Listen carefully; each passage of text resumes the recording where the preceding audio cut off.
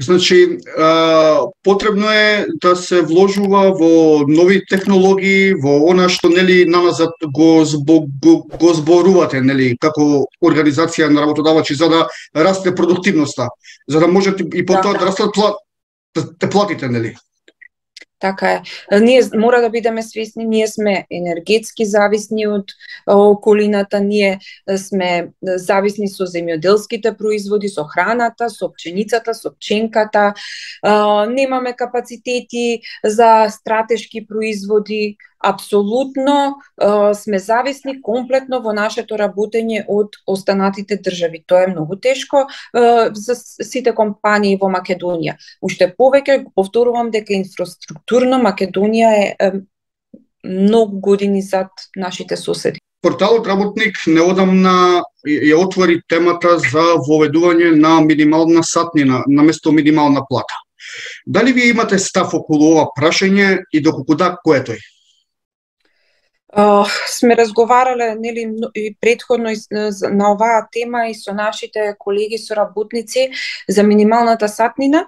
Минималната сатнина е интересна категорија како категорија, меѓутоа мора да бидеме реални дека во многу компании ќе предизвика поместување, односно ќе покажеме колку сме непродуктивни во нашето работење. Минималната плата сметам дека е една погрешна категорија во работењето, бидејќи сите ние сме свесни и можеби во одреден период била во ред да се воведе за да се компаниите да почнат да размислуваат и да ги вреднуваат своите вработени, меѓутоа денес, кога сите ние се бориме за работници, не ни е битна минималната плата како категорија, туку ни е битно колку луѓето работат. Минималната сатнина ќе покаже колку сме ние сите неангажирани во нашето работење и затоа сметам дека сме многу назад од сите оние европски држави кои размислуваат во таа насока и работат во таа насока. Можеби зоните се многу понапред од нас, меѓутоа да оставиме да поминат овие кризни периоди, се надевам дека брзо ќе поминеме, па ќе разговараме на оваа тема многу повеќе и ќе размислуваме во таа насока. Освен недостигот на работна сила, кои се другите проблеми со кои што се соочуваат компаниите во Македонија? Многу. Многу во периодов многу проблеми. Никој пат не била, мислам дека Македонија, односно компаниите во ваква ситуација. Нели, секој пат зборуваме дека компаниите се жалат, кукаат, секој пат негативно гледаат и меѓутоа на крај покажуваат приходи од на крај, нели, профит на крајот од работењето, на крајот од годината. Меѓутоа мора да знаеме дека во ваква ситуација, во каква што се наоѓа стопанството во овој период, не знам, не паметам барем во моето функционирање.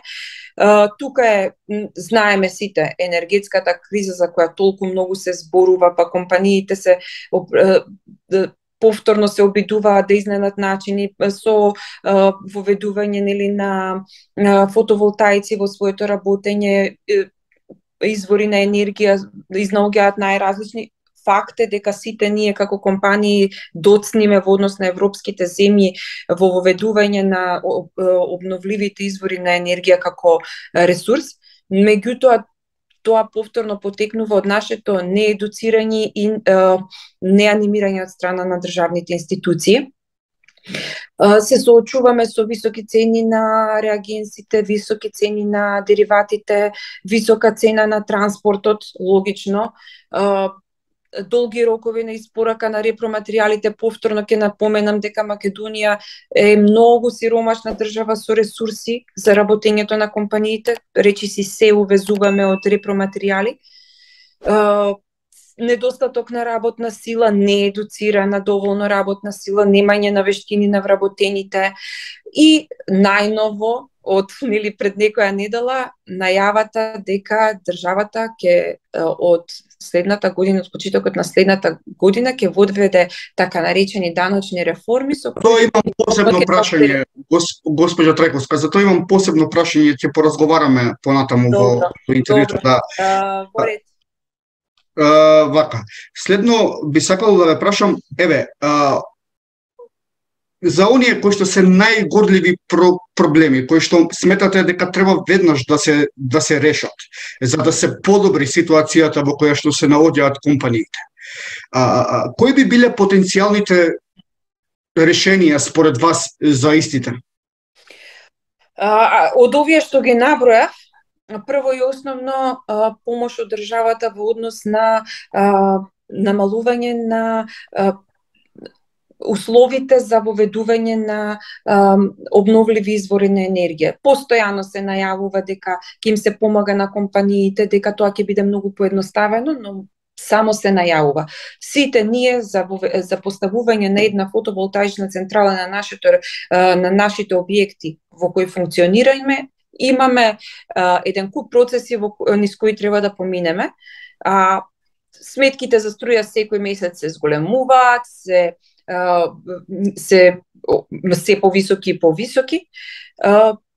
Значи, сметам дека една од начините на кои може да им се помогне на компаниите да се поедностави начинот за аплицирање и добивање на дозвола за поставување на овие видови на централи.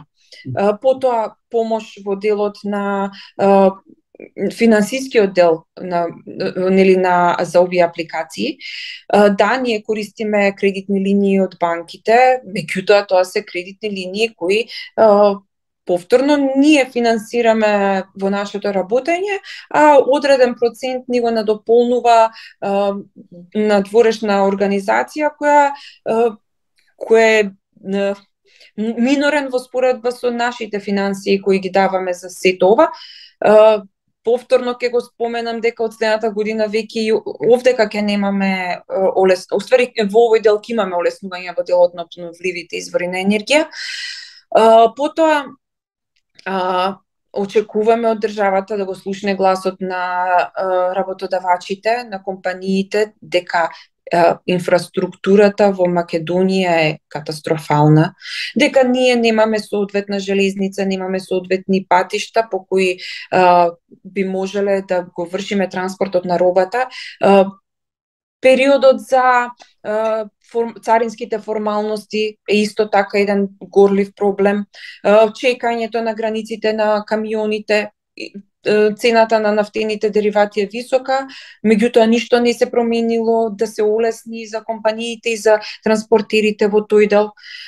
Потоа, што би навела, може би разговор со банките за намалување на каматните стапки во однос на компаниите, бидејќи ние и така се соочуваме со сериозни проблеми во работењето.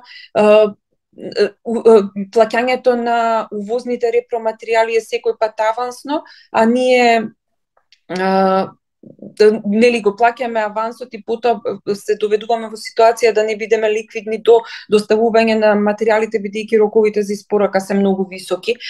Враќањето на ДДВ-то како една ставка која побаруваат компаниите да биде многу поедноставено, бидејќи од повеќе компании во периодов слушнав дека Управата за јавни приходи доцни со исплатата на повратот по ДДВ, а знаете дека компаниите доколку неколку месеци не им биде вратено ДДВ-то се соочуваат повторно со неликвидност.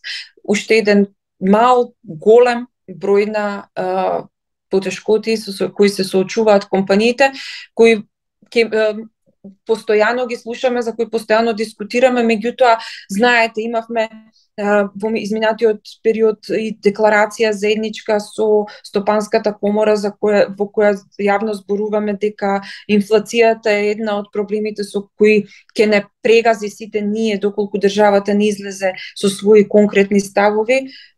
Очекуваме реакција, можеби задоцнета веќе, меѓутоа да се надеваме дека државата ќе почне да размислува за стопанството како еден двигател на финансиите во оваа држава. Согледувајќи ја целостната ситуација, нели, со компаниите во Македонија. Еве, кој е вашето мислење? Каква иднина ги очекува македонските компании ако се те продолжи вака да се работи како што се работи, нели? Како што функционира. Да, како што функционира досега. Каква иднина ги очекува македонските компании? Имате ли за тоа размислување? Секојдневно размислуваме за сето тоа.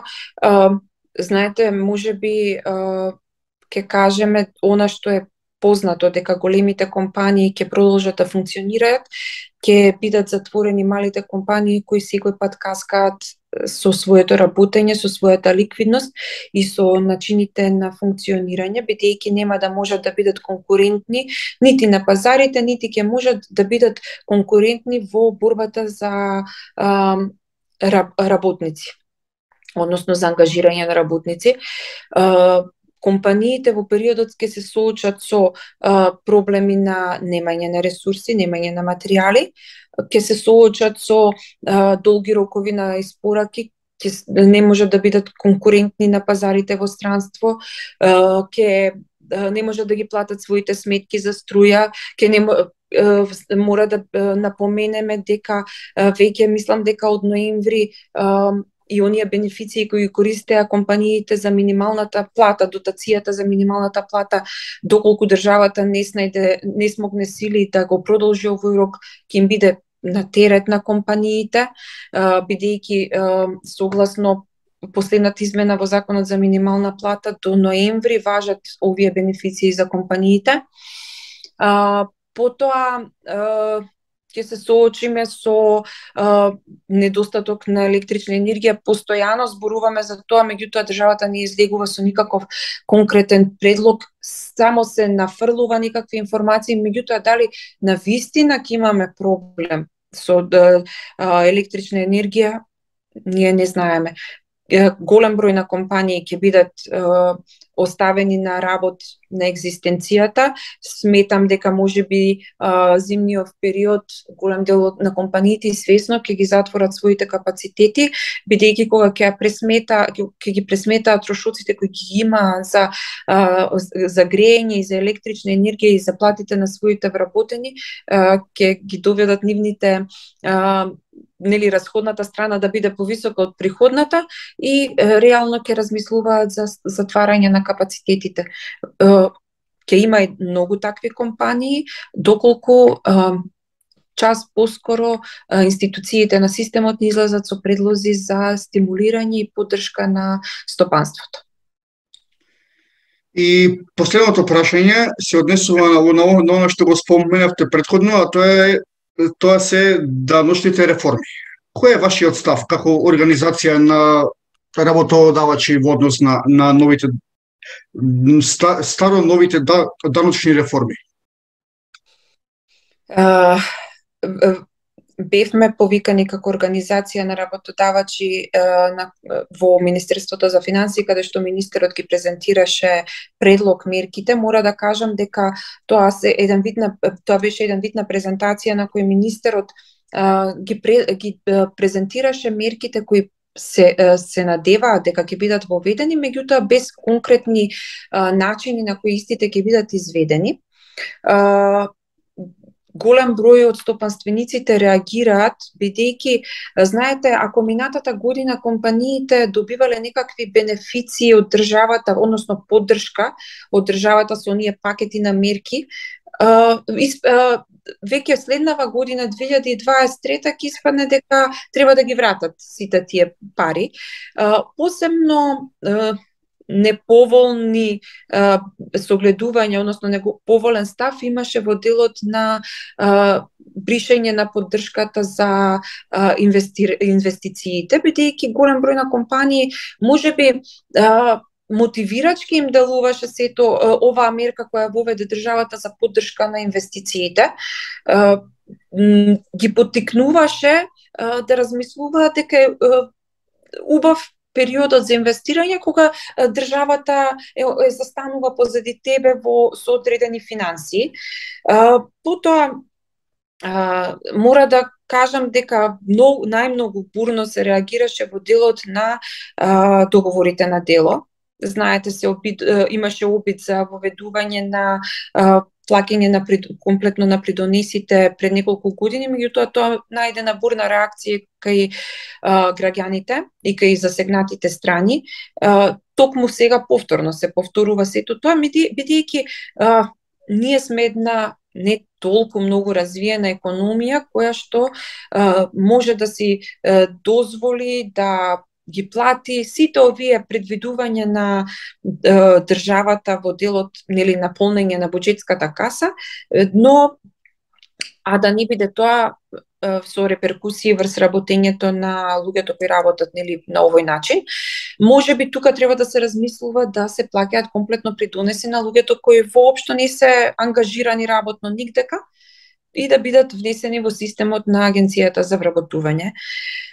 Потоа можам да кажам дека многу бурно се реагира на намалување, на воведувањето на оданочувањето на приходите по однос на депозитите на граѓаните, бидејќи луѓето, нели, ги сметаат овие пари како еден дел на нивни приходи, не така лесно би се откажале од сета оваа бенефиција.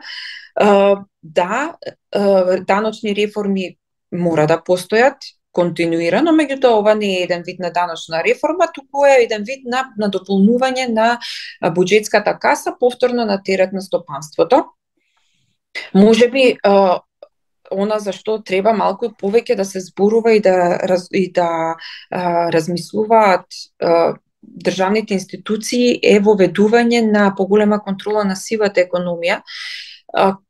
Европската унија континуирано ни зборува и не опоменува дека сивата економија во Македонија е на многу повисок процент отколку што е тоа дозволено, нели, неофицијално.